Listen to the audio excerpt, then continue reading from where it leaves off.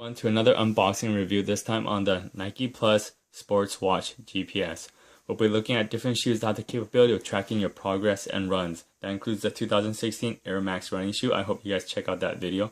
Right here I have the Nike Flyknit Air Max, and you can see the fly wires that are also on here but woven into the shoe. And I think this woven material actually makes it lighter compared to the 2016 Air Max.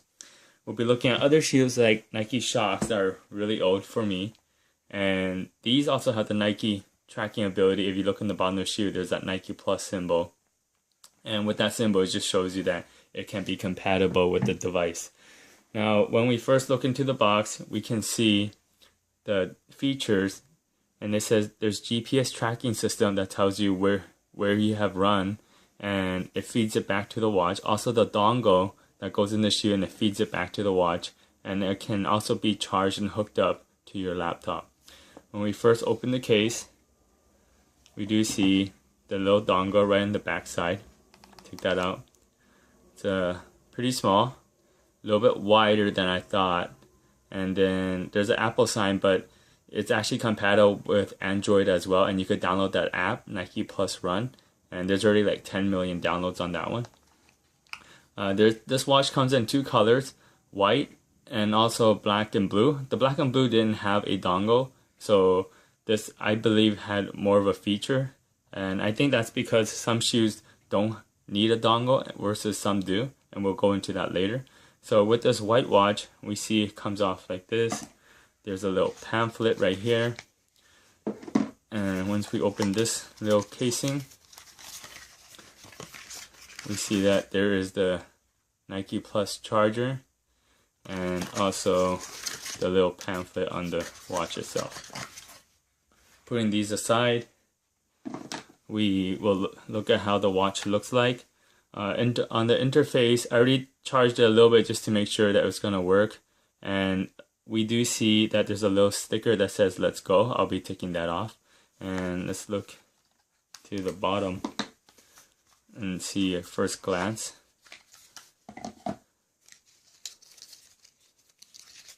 So first, I'm just gonna unwrap this real quick. Just to look on the back side, there's a Nike Plus swoosh sign. Not sure if you guys can clearly see it, but there is. And the charger is actually nicely like placed in the back right here if you want to pop it out. Just make sure you have some wiggle room. And then you snap it back, and that's the little charger that goes with this thing here. And you do want to charge with the Nike Plus sign on the outside, just like this. And now, after featuring that, we're going to take this one out and have a first look on the wrist. I'm actually not a big watch guy. I did have a, whatchamacallit, I did have a Jawbone before, and I have it right here actually. And I actually gave up on this thing. It did track some of my steps and stuff, but just not. I was just thinking, if you're gonna track your distance, how fast you're going, where you're running, and you can upload it online, and I have so many Nike shoes, why not just go with the watch? I think it's more of a better fitness tracker. So after fiddling around right here, we can see that comes off. This actually was on the bottom where the watch was still encased. Let's see what this little thing says.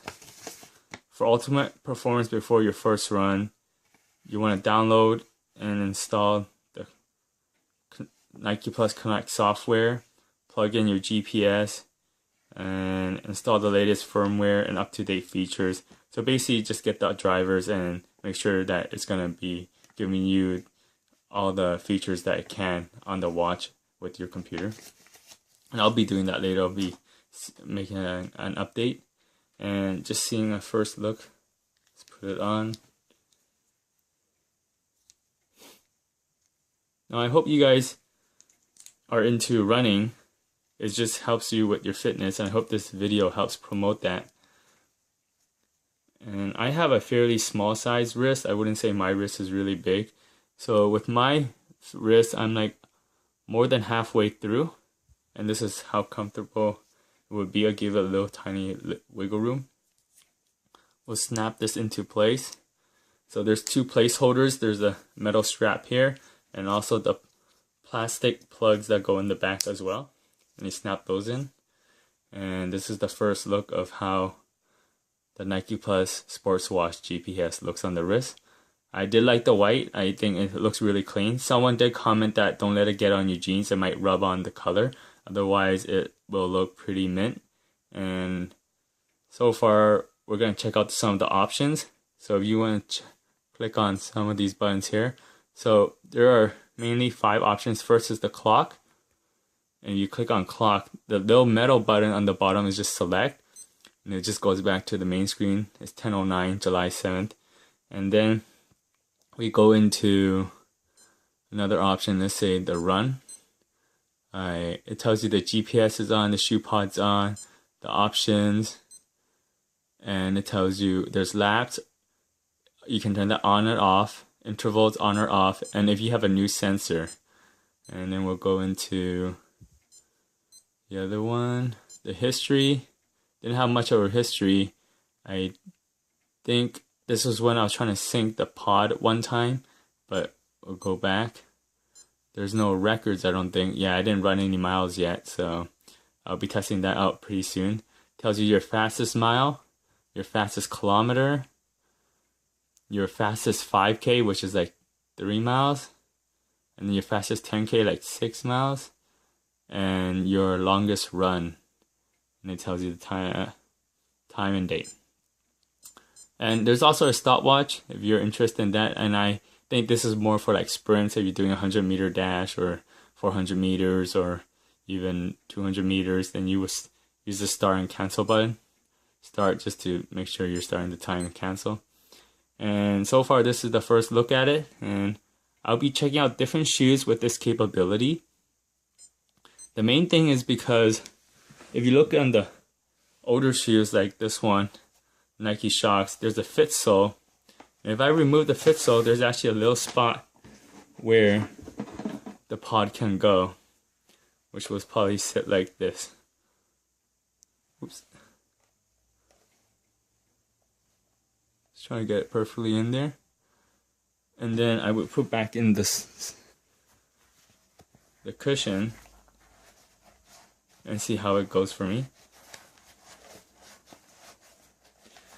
But I noticed with these new shoes, especially the premium shoes like Nike Air Maxes and Flyknits, we see if I take off the cushion, and it's usually the left shoe, so make sure you're checking the left shoe. And if I take off the cushion, there is actually no special designated area for that pod. So basically, I think the newer shoes don't need that pod, but I'm happy that I got the pod. So then I can use it on my older shoes or shoes that don't have this feature. That's my guess. So right now, I'm going to probably go test it out, and I'll continue to let you know how it works, and also on how it tracks you on the GPS and also on the phone app. So I hope you guys continue watching. Thank you. This is the unboxing on the Griffin Ultralight Reflective Shoe Pouch for fitness trackers. I had to get this because the 2016 Air Max running shoe didn't come with the Nike Plus feature. Also, the Air Max Flyknits did not have that feature as well. So basically, you're going to have to attach the pouch to the shoe through the laces, and on the back side of the box, it shows you how to attach the pouch to the shoe and how to put in the pod. Now we're going to look into what features this pouch can withhold, and it says you can be used with Fitbit Flex, Fitbit One, Fitbit Zip, Misfit Shine, Sony Smart Band, Nike Plus sensor, Withinings Pulse, Withinings Pulse O2. Also other devices up to 28 millimeters in width, 48 millimeters in height, and 10 millimeters in depth or thickness. So now I'm just taking out the sticker to look at the inside of the box. And once I open it, all it does is just comes with a plastic holding of the lightweight pouch. And once I opened it, I could just tell it just like came out really easily. So basically there's a little paper in there, and that tells you about the warranty, and we'll disregard that. And once I took a look at the pouch, you can see that it's going to be very reflective, as you can see right here. It's very bright, like I have flash on, so it's shining on it, and you cannot see the logo. You can't even see the word Griffin printed right there. So I open up the Velcro. It comes with two Velcros, one attaching to the pod, and then from the pod to the outer lace, and that's how it's supposed to hold. And that's the length of the whole pouch, and we'll be testing it on the shoe right now. Right here we have the Nike Plus pod side by side the Griffin pouch. We can see that it can fit inside the pouch pretty well, and now you can see without the flash on the Griffin logo and the word Griffin pretty visibly. But then if I have flash on, or if there's light shining on it, it's really reflective, and that's a pretty neat and important feature of this pouch, because if you're running late at night, or if you are in low visibility area, you want to be noticeable to avoid accidents, or else it might be problematic.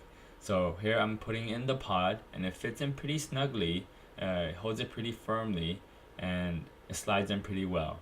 So when I tucked it in, I'm gonna invert it to show that it doesn't fall back out, as you can see right here. And then I'm gonna reattach that one Velcro that secures the pouch in place, and then the outer Velcro is to secure the pouch to the laces onto the shoe. So now I'm gonna switch on to the Air Max Flyknit, and first I'm gonna test it out on the lower laces, seeing how it will attach. What I noticed that it was a little bit more flimsier, but then there's a way to put it on. So I slipped it underneath and then over the lace, and then I attached the Velcro, and then it will be pretty well noticeable because then the Griffin sign is upright in the right position. But I can see, as you can see, it flaps around if you don't put it in correctly, and I'm just shaking it around just to make it even more obvious. So I'm gonna take that out, and then I was thinking about, okay, maybe what happens if I put on the upper lace, see if there's a difference. So I'm gonna try that there. But I feel like if you put in upper lace, it might actually even go against where your feet bends, and it might even like get in the way of your running, and I don't think that's a good area actually. So I just wanted to test it out and see how it looks like, and it's still a little bit flimsy. There's a way to actually securely tuck it in place, so I took it back off, and I felt like putting on the little bit lower mid section was a little bit more feature. And if you can see right there, I did tuck it in a little bit more farther by sliding it upward. It looked like it went upward, if you guys could see that motion of what I did, but I think it could be seen better at the end. So right now it's securely attached to the shoe through the laces, and it's not even budging at all or moving or being flimsy at all. So but then like right there I just loosened it, but again, like I slide it back down or up. I slide it back up. You push it upwards, and now it's securely in place.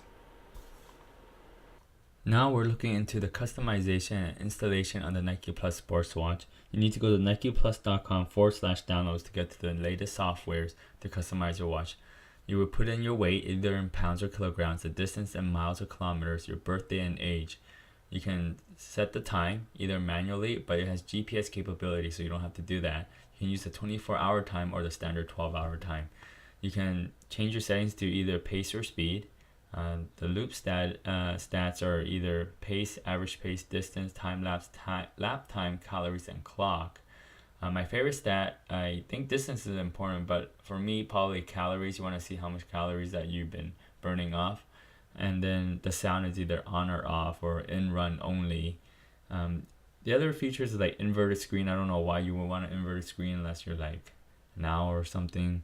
And the lap and intervals is interesting. That's probably more for like the track, and if you have track running shoes with spikes. Now we're going to NikePlus.com to look at the features and see what they have there for you.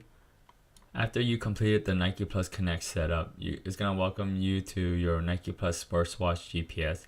It's going to tell you some of the features that it has, like you can click on the tap on the screen for the backlight, scroll with the 2 upper buttons and select button on the bottom left. Put in the Nike Plus pod for the Nike Plus sensor into the shoe. You can look into the next couple buttons for you to go into the dashboard onto the website that tracks your progress. In the meantime, I was talking to a Nike associate and they're saying how they're moving away from the Nike Plus pod and how that there's only a 1-year life expectancy and that you probably have to replace the pod after an average user of running within a year, and you probably have to buy it through Amazon. So now we're looking at the dashboard and we can see right here that it tracked my progress for my first time. It's at 2.66 miles. It even gave me how long it took, like 2 hours and 36 minutes and 52 seconds. It gave me my Nike Fuel. It tracks my activity. Also, it gave me how many times I used it. This is the Nike Intensity. It gives you a whole graph of your progress, how intense it was throughout the times that you were exercising. And so basically this is how the watch is. I hope you guys liked the video. Let me know. Please comment, like, and subscribe. Thank you for watching. I hope you guys can check out my other unboxing videos and fitness videos. As you can see, I was doing front squats with Nike Air Max Flyknits. Soon I'll be doing a lot more fitness videos on the Romaleos. These are premium weightlifting shoes. Thank you for watching. Please stay tuned.